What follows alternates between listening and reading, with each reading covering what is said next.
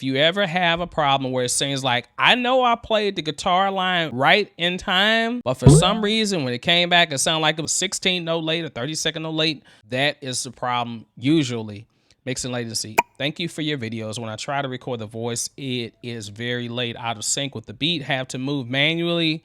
Do you know how to fix this? And I can't find any information on this topic. So 36 Kesha, if you happen to see this, I know I responded to you. So here I am. I'm going to record something real quick. TTS. Okay, now I can tell right now by pressing my keys on my Impact LX25 Nectar, which I have a video about as well, so you check that out. I can tell, you all might not be able to hear it, but there is some latency there. And this all has to do with latency or your settings within your preferences. So when you go to Edit, Preferences, and then you go down to Playback and Recording. If you're using ASIO drivers, you should have the best latency possible. If you're using any other format, MME, you're going to have some latency. If you're using any other ones, it might be better, but ASIO is going to be your best bet. And most interfaces do have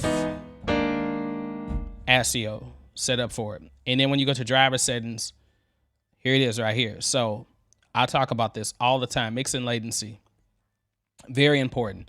If you are set to in the middle, I'm closer to safe. So which means I'm 21.3 milliseconds late. Okay. And then the milliseconds go down as you move closer to fast. If I go all the way to fast, I mean, it's going to be like basically right on it. Now, I'm not trying to be that good, because the more fast you go, the more taxing it is on your CPU and your memory. The more safer you go, the more it frees up the CPU memory. Keep that in mind, that if you are dealing with stuff like this, if you're dealing with like a song and you got 34 tracks or 60 some tracks or over 100 and some tracks, you definitely might need to switch to safe mode, especially if you're using a lot of effects. But if you're recording, be closer to fast. Press R.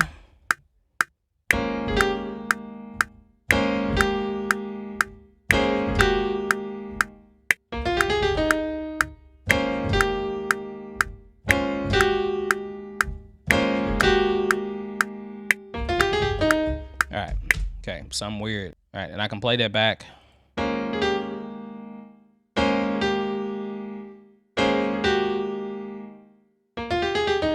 Okay, now let's say I recorded it. Normally I wouldn't even worry about doing this, but I'm gonna quantize it just so. Okay, all right, so it'll be more in time. Now I know that this is in time, should be perfectly in time now.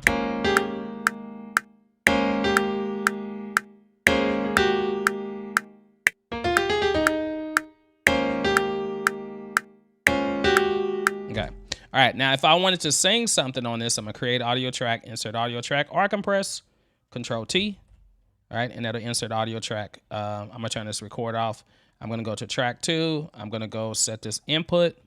Very important. Make sure your input is set on the right thing. In this case, it's input 12, because my mixer, which is to the left of me, is set to channel 12, because that's what I'm plugged into.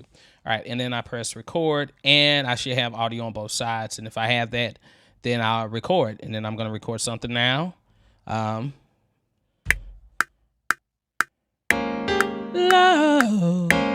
la da da, ba da ba do, sa da ba da do, you, sa da ba da do. Okay, all right, so now I know how it sounded when I recorded it. I was kind of doing a call and answer to it. And if that didn't work, okay, hold on, let me read this real quick. Thank you for information. I got to head off to work. Thank you, Money Boat. Thank you for tuning in. I love to see you around, man. Keep me posted on whatever you're doing. If you're still on here, you might be going now, but keep me posted on whatever you're doing in Cakewalk. All right, so I have this. Love, la da da, ba da ba do, sa da ba da do,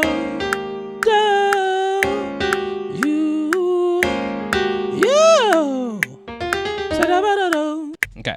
All right. And I can tell that it's pretty much exactly the same way that I recorded it.